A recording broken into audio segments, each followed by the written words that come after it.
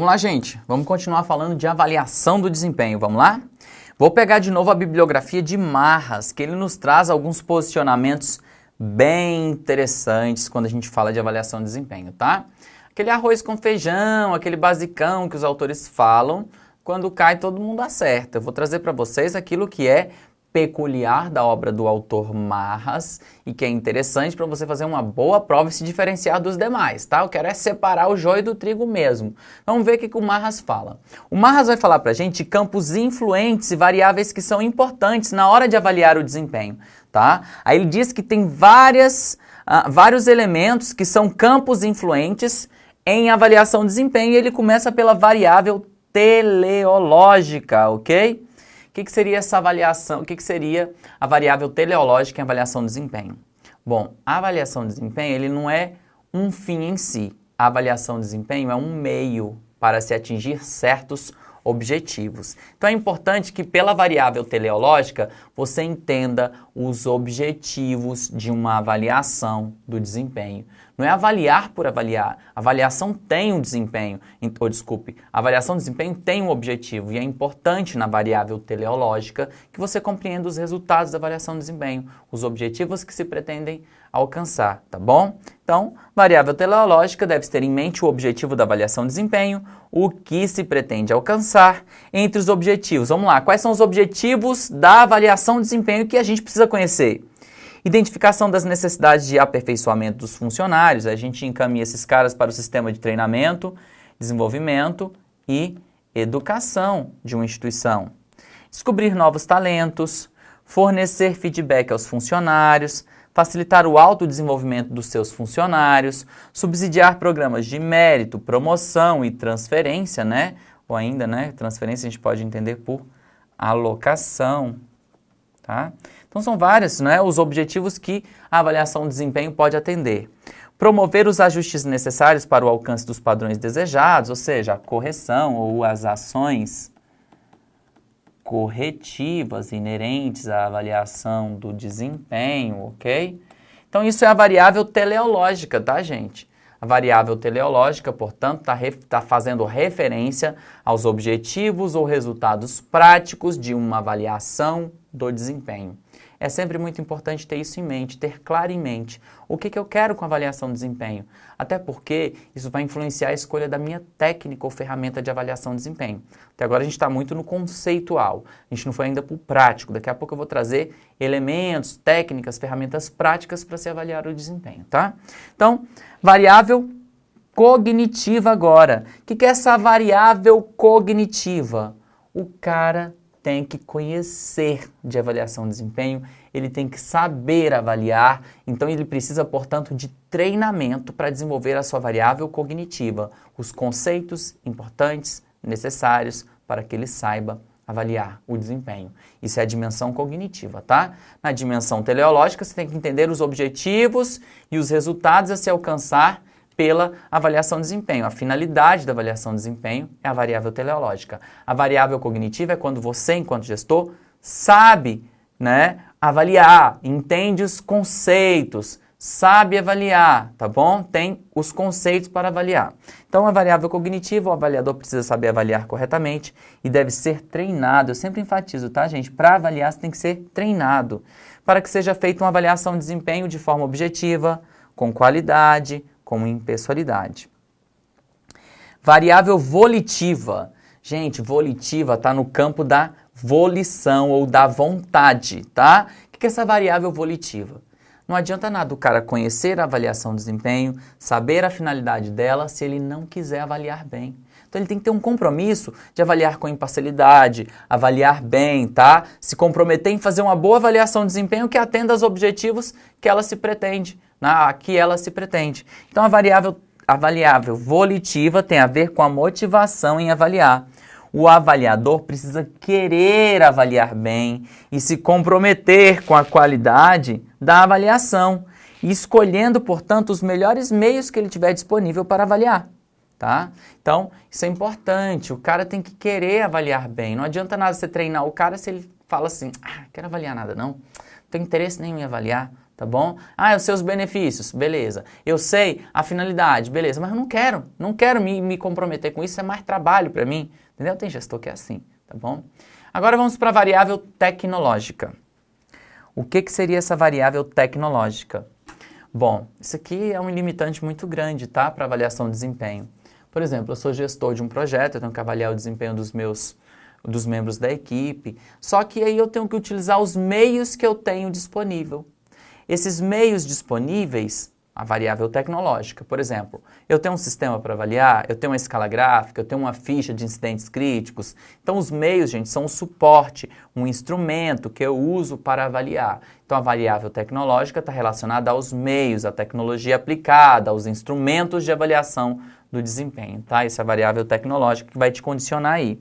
Então, variável tecnológica refere-se às técnicas ou meios disponíveis para que seja realizada a avaliação de desempenho. Muitas vezes o gestor quer avaliar bem, que é a variável volitiva, sabe avaliar, que é a variável cognitiva, compreende e estabelece os objetivos da avaliação, variável teleológica, mas não pode avaliar como deveria, pois faltam os meios, técnicas e suportes para que haja uma boa avaliação. Então é isso, às vezes você sabe avaliar, você entende da técnica, você sabe os objetivos, você sabe as finalidades, você sabe os benefícios da avaliação, né? Aqui ela pode servir de bom para a organização e para o indivíduo, mas você não consegue avaliar porque você não tem um sistema, porque você não tem uma técnica, você não tem uma orientação, ok? Então é isso. Variável compensatória, que é a condição. O que é isso, gente? A compensatória é entender os benefícios que tem a avaliação do desempenho. A avaliação do desempenho compensa. Compensa por quê? Porque tem tais benefícios. Isso é a variável compensatória, as condições. Então, olha lá.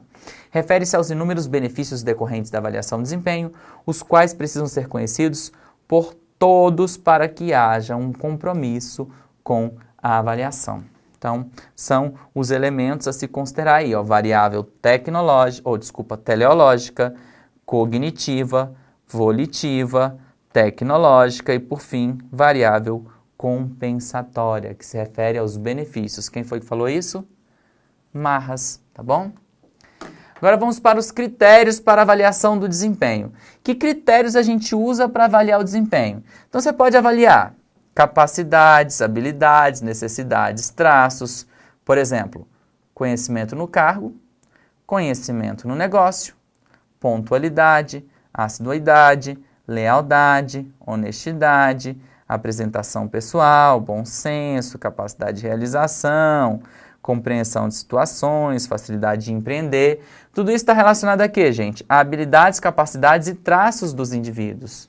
Então, agora você também pode avaliar comportamentos, desempenho na tarefa, espírito de equipe, relacionamento humano, cooperação, criatividade, liderança, hábitos de segurança, responsabilidade, atitude de iniciativa, personalidade, desembaraço, bem como metas e resultados, quantidade de trabalho produzida, qualidade do trabalho que foi produzido, atendimento ao cliente, satisfação do cliente, redução de custos, rapidez nas soluções, redução de refugos, ausência de acidentes, manutenção do equipamento, atendimento a prazos, foco em resultados. Então isso daqui é mais fácil de você observar, né, gente? Isso aqui você vai ser uma questão de prova contextualizar e falar de um caso concreto, né? Eles vão te questionar acerca de um desses elementos e perguntar se o que está sendo avaliado ali é de cunho técnico, de cunho comportamental, né, ou metas e resultados. Aí você vai ter que analisar no caso concreto, dentro dessas especificações que a gente tem aqui, se aquilo se trata de algo mais técnico relacionado ao cargo, se aquilo é um comportamento do indivíduo, um valor que ele manifesta, ou se ainda são metas ou resultados por ele alcançados, tá bom? Então são esses os critérios, esses 3 critérios básicos, segundo o Chiavenato, que a gente usa no sistema de avaliação de desempenho, tá? Para definir o bom desempenho ou o mau desempenho aí. Então, seguindo. Bergamini vai nos trazer, tá? Eu vou trazer a abordagem de diversos autores, tá, gente? Eu gosto de trazer essa visão multifacetada, porque a gente tem muitos autores falando da mesma coisa em administração e gestão de pessoas, tá? E aí, vez ou outra, a banca cobra um ou outro. Então, quando a gente fala dos instrumentos para avaliação de desempenho, tá? Que eu já estou focando nas nossas técnicas e ferramentas, tá? Elas podem ser agrupadas em dois sentidos, segundo Bergamini, tá? Há técnicas de avaliação de desempenho que são diretas ou absolutas, e há técnicas de avaliação de desempenho que são relativas ou por comparação. O que a gente tem na técnica direta ou absoluta? O centro do processo avaliativo é o próprio indivíduo. Quando eu falo de absoluta ou direta, eu não vou comparar esse indivíduo com nada, apenas com ele mesmo, um padrão com ele mesmo, tá bom? Quando eu falo das técnicas que são relativas ou por comparação, eu vou comparar uma pessoa com a outra. O ideal hoje em dia não é ficar comparando indivíduos entre si, não, que isso gera um senso de competição, uma animosidade desnecessária. É muito melhor adotar técnicas que sejam absolutas ou diretas, que tem como centro do processo avaliativo o próprio indivíduo, tá? Mais seguro, gera menos desgaste e conflitos internos e coisas do tipo, tá? Então vamos lá na visão de Bergamini, olha lá. A variação direta ou absoluta, em que o indivíduo é considerado o centro de interesse do avaliador, sendo observado seu padrão de desempenho em contraposição ao que é desejável no seu trabalho. Então vamos supor, se eu coloco assim, para o trabalho do cara eu tenho uma meta de atingir tantas unidades por hora. Eu não estou comparando ele com outros indivíduos, tá? Pouco importa, eu quero saber se ele atingiu o padrão que foi estabelecido para ele. Então, ele, o comportamento dele, as entregas dele, são o parâmetro para a gente fazer a avaliação. Isso seria uma avaliação absoluta ou direta. Agora, olha a avaliação relativa ou por comparação segundo Bergamini. É aquela em que o indivíduo é posicionado num grupo de trabalho e sua equipe e verificado seu nível de eficiência em relação a essa equipe. A gente acha péssimo, né? Vai pegar e vai comparar as pessoas entre si e aí vai gerar aquela animosidade, vai dar ruim. O clima não fica legal, não é verdade? Eu não gosto, né? Eu não gosto de comparar ninguém com ninguém, não gosto de ser comparado com ninguém não, tá? Enfim. Então, Bergamini considera a escolha de um desses métodos como sendo parcial e perigosa, afirmando haver necessidade do uso dos dois grupos. Para o primeiro grupo, né, que é a avaliação direta, os instrumentos mais conhecidos são, olha só, relatórios verbais, descreve-se o comportamento de cada indivíduo no trabalho, né, que aqui a gente está falando da absoluta, tá? Relatórios escritos, descreve-se o comportamento de cada indivíduo sob forma de relatório, composição de gráficos analíticos, a partir de um conjunto de critérios pré-estabelecidos, o avaliador apenas identifica onde se enquadra o avaliado, ligando-se os pontos e tem-se uma descrição do perfil do avaliado, padrões descritivos.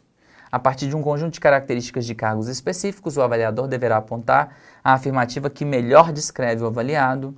Tem ainda listas de verificação. A partir de uma série de frases, o avaliador identificará as que melhor descrevem o avaliado. E para o segundo grupo, que são as relativas ou por comparação, sistemas de classificação, o avaliador terá que identificar no grupo o melhor e o pior dos indivíduos dentro de uma escala, pelo amor de Deus, né? Comparação binária ou por pares, o avaliador compara o avaliado com outro grupo em cada traço ou característica de desempenho. E por fim, sistema de avaliação forçada, utilizada especialmente com grandes grupos e pela dificuldade de se usar a comparação binária. O avaliador deve agrupar os avaliados em conjuntos semelhantes a partir de uma escala, compará-los. Gente, essas duas técnicas são tão escrotas. Vamos lá. O que é a comparação binária? Você pega de 2 em 2 e diz entre cada dois quem é o melhor e quem é o pior. Nossa Senhora, né? Complicado. E o que é essa sistema de avaliação forçada ou distribuição? Vou até colocar aqui, ó. É a mesma coisa que distribuição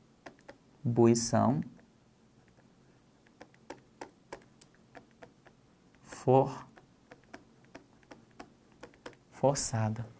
Gente, na distribuição forçada, eu vou pegar e vou ter que ter necessariamente um percentual de pessoas que são ruins, pessoas que são regulares, pessoas que são boas e pessoas que são ótimas. Aí eu estabeleço de maneira prévia qual o percentual para cada grupo. Depois eu vou pegando de 1 a 1 e vou alocando dentro da organização, sendo que vai ter que ter algum que é pior do que o outro que vai ter que ser melhor dentro desses grupos. Isso é escolha forçada, avaliação forçada ou distribuição forçada. É diferente do método de escolha forçada. Por favor, não confundam as coisas.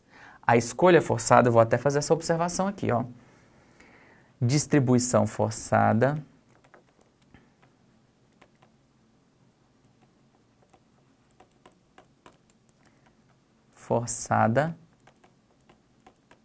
é igual, tá? A avaliação forçada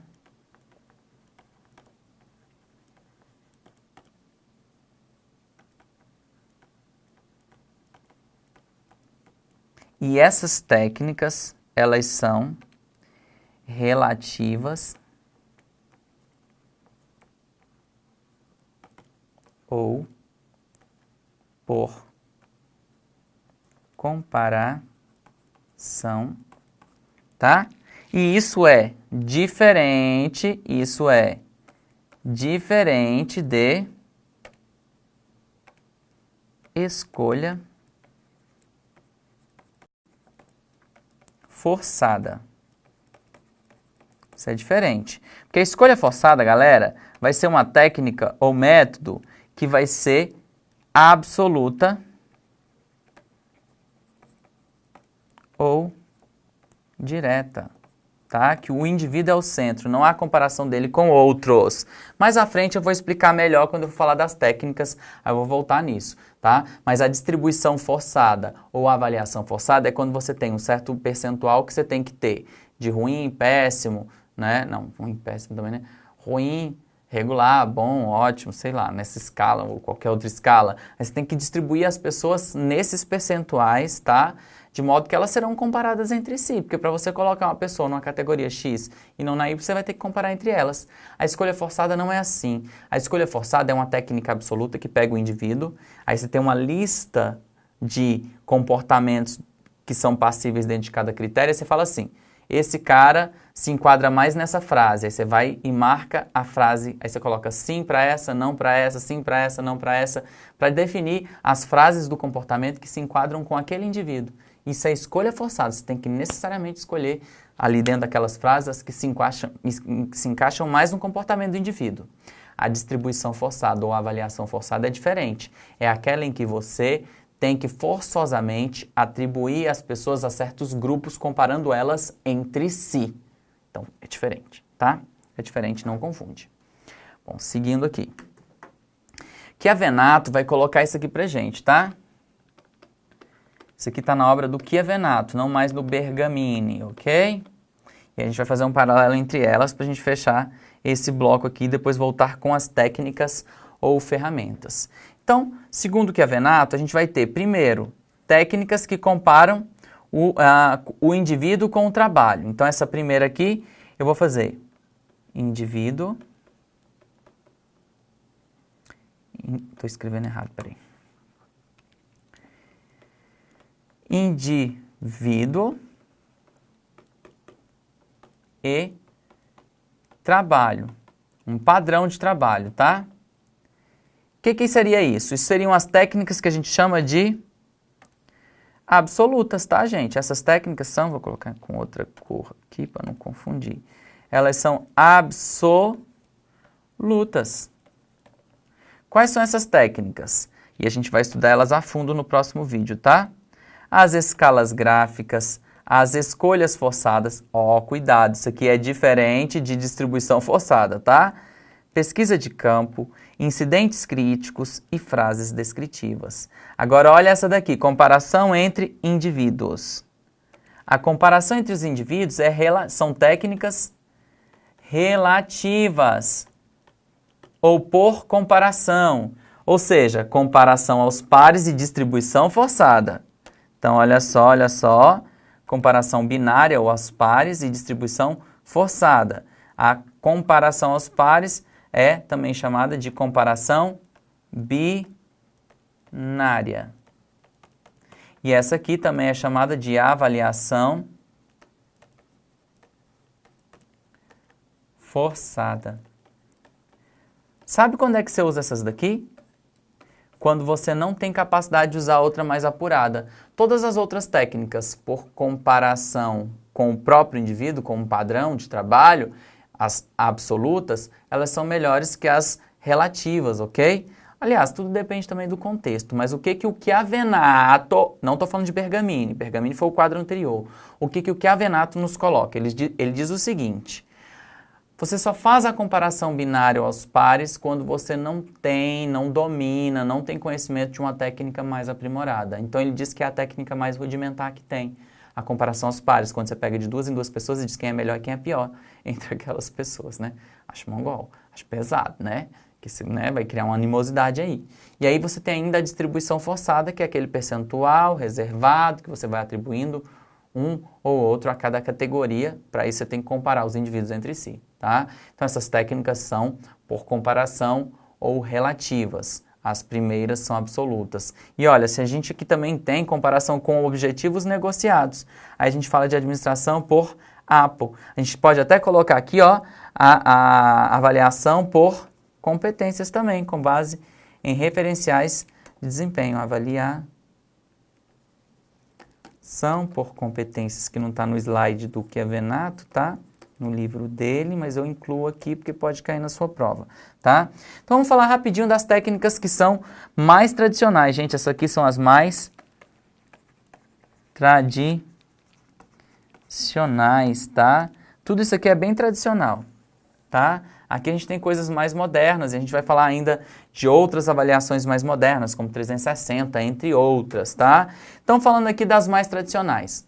A escala gráfica é de longe a mais difundida e utilizada. Provavelmente quando você estiver no concurso público, né, você passar no concurso público, tomar posse e entrar em exercício, você vai fazer estágio probatório com escala gráfica, a avaliação permanente de desempenho que você faz, de periódica, né, de desempenho você vai fazer também por uma escala gráfica. O que a escala gráfica é? Ela é a tabela de dupla entrada, em que você vai ter linhas e colunas.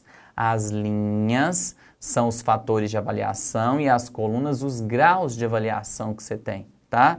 Então vou explicar isso mais a fundo depois. E ela é que permite aquela generalização extrema, o tal do efeito halo que eu falei para vocês. Mas é uma técnica fácil de aplicar, todo mundo preenche com facilidade, você consegue comparar uma medida com a outra, facilita essa análise, esse entendimento, mas tem muitos problemas associados, como a generalização, a superficialidade, ok?